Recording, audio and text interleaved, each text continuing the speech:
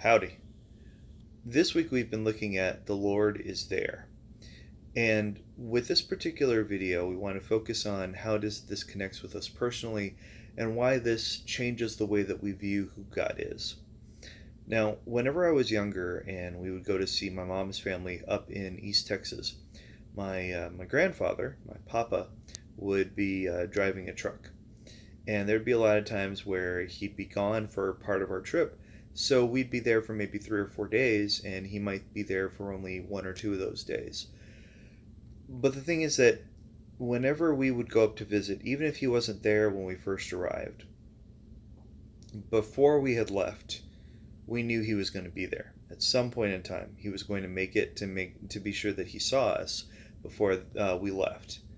And typically we would end up having usually 1 or 2 meals together at least, if not more. And one of the things was that he was a big fan of runny eggs with toast and pepper. That was a thing for him. And with that was that we knew it wasn't a complete visit until we'd had a chance to see him. The thing is that we'd see my mom's mom, and she'd be there throughout the visit, and it was great. But there was also something to be said for whenever Papa was there as well. Now with that, when we would see that, we would see that his presence there, in a sense, was letting us know that we were still a part of his family. We were still a part of his life. And with that, we end up seeing a different way of looking at God as well. When we are in the middle of worship and we go up to take communion together, we know that God is present with us. He is in that worship. He's in that meal, that sacrament. The reason why that ends up being so important is that oftentimes the way that we view how we connect with God ends up determining how confident we are in our relationship with Him, how sure we are in that salvation.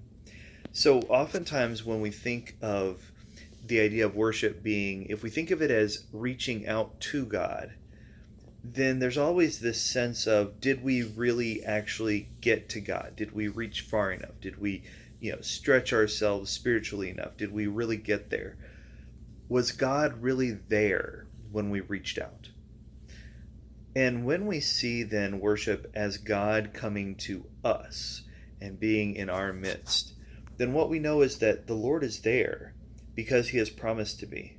So it's not a question of whether we've tried hard enough or reached hard enough or thought or prayed hard enough, but rather knowing that God has come down to be among us in Jesus Christ. And when we eat and drink together, what we know is that God is saying that He is there in the midst and that His forgiveness is ours. Because whenever we are eating together with someone, we know that there is some level of relationship there.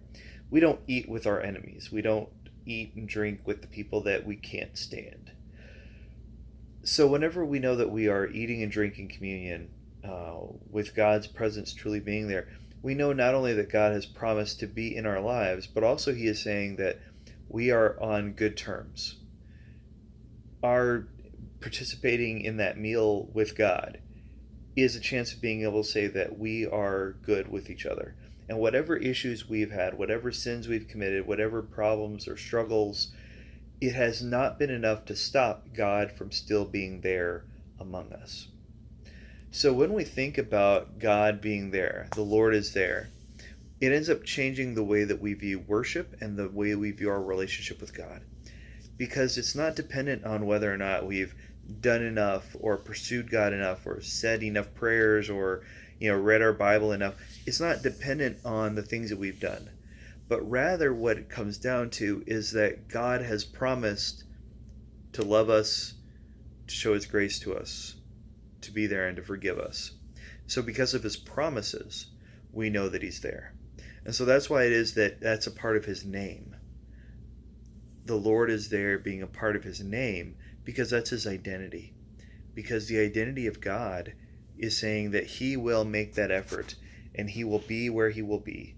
He will be who He will be, and He will do what He will do, especially when it comes down to being a part of our lives.